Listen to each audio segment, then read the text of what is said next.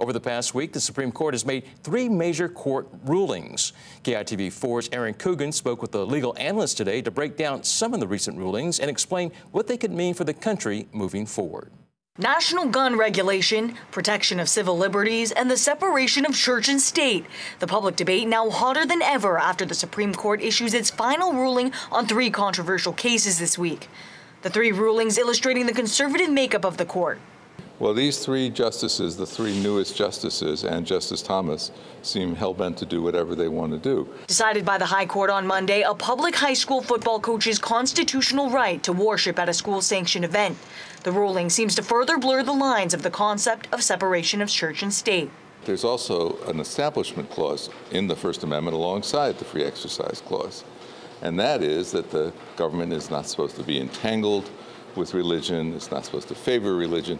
And where the court is now is basically saying religion has to be at least equal to free speech, for example, and maybe more so. The change in the court's interpretation of rights and power was also highlighted in Friday's vote to overturn nearly 50 years of federal abortion protections. The now highly Trump-appointed court flexing the strength of their supermajority, indicating approval by Chief Justice John Roberts is no longer needed. Chief Justice Roberts says we shouldn't do it this way. This isn't the question we took this case on.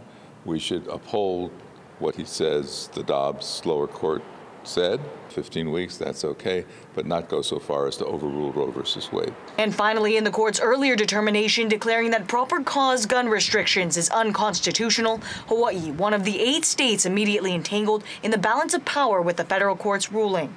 It doesn't look good for maintaining our current regimen. But what I want to emphasize is it's inconsistent with what they did in Dobbs in terms of the right, which has to be left to the states in Dobbs and can't be left to the states in the New York gun safety case. Still on the docket up for Supreme Court decision are cases involving Trump-era immigration policy, federal control over power plant emissions, and a state's right to prosecute crimes committed on Native American land. Erin Coogan, KITV4 Island News.